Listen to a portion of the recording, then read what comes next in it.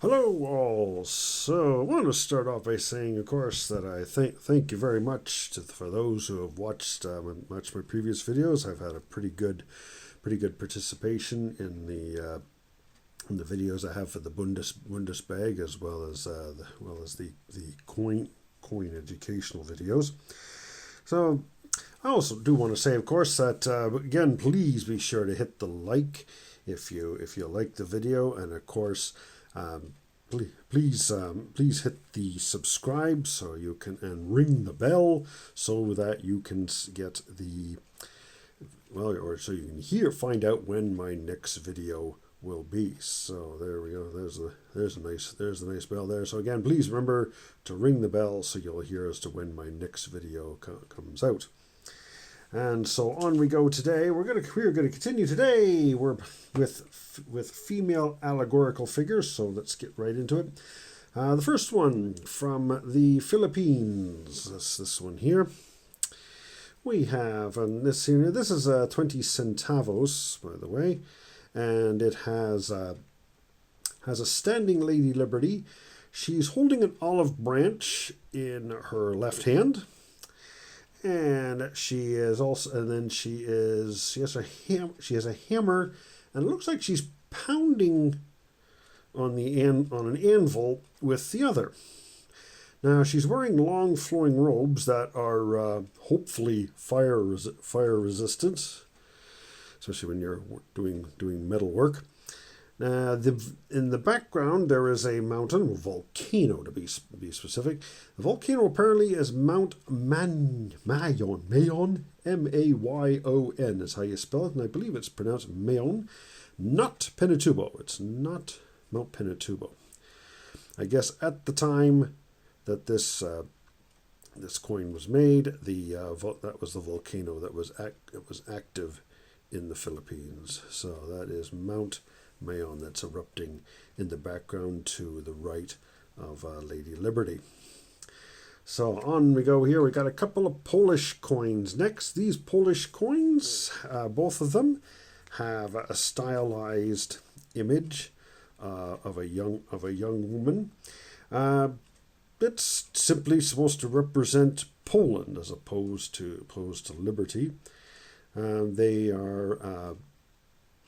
They're great little coins here. This first one here is from the pre-war and is silver. This one is a post-war one from 1975.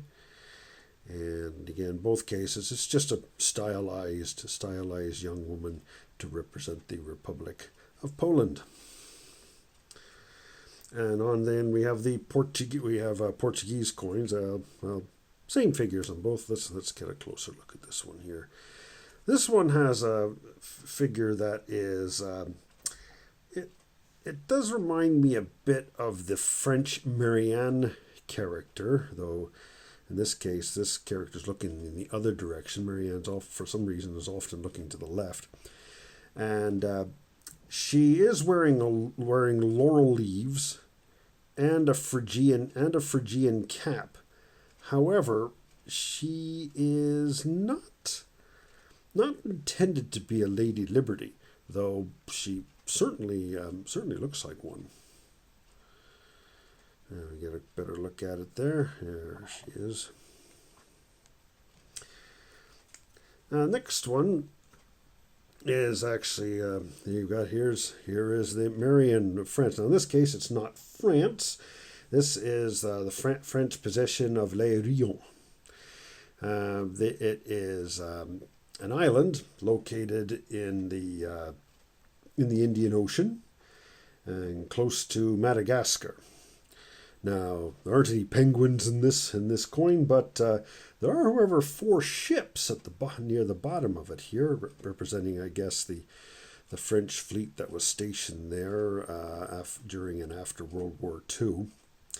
And so we have on this side, we got Marion. She's wearing a Phrygian cap with wings. So kind of reminiscent of the American Mercury dime. And get a good look at that one there. And if we flip it over and we see here. The other side is sugar canes. So this one is 2 francs from the island of La Réunion.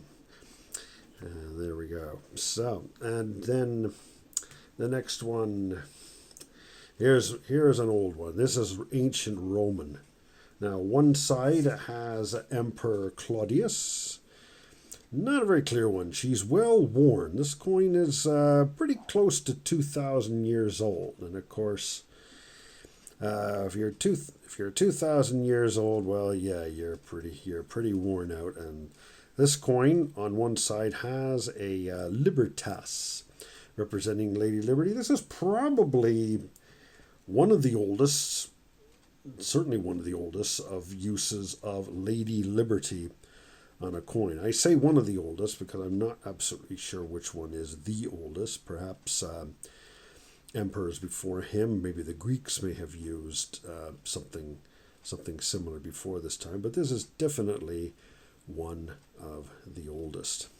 So there it is, ancient Rome from as Emperor Claudius. There it is. There, yeah, and it's a bit green. It's got some green on it. It's as I say, it's very old, well worn, and there's still a fair bit of corrosion on it. And then the last one on here, we have this. This one looks like this one does look like the La Réunion, but it is actually from another French possession called Saint Pierre, or well, the French would say Saint Pierre and Miquelon. Saint Pierre and Miquelon. This is a group of islands just south of Newfoundland, close to Canada. They are the last remaining French possession in North America. Last remaining one. So this last piece the French were allowed to keep after the French and Indian War, which ended in 1763.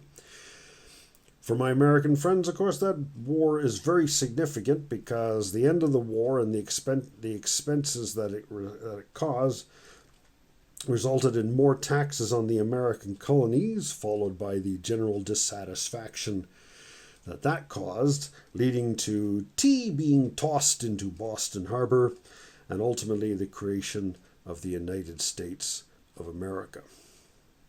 So, part of a significant piece of history here, Saint Pierre and Miquelon, what the French were left with after they got their butts seriously kicked by the British in the French and Indian Wars in the late 1750s and early 1760s. And again, the picture, it's Marion again, with the Phrygian cap, with the wings on it. Again, just like the La Réunion, and or the Mercury dime. And that's all the ones to cover for now. So of course, if you do have any questions or any advice at all, please let me know. And again, don't forget to ring the bell if you subscribe. And if you do have any questions or any suggestions on what coins I should cover next, please let me know. And I thank you very much for watching.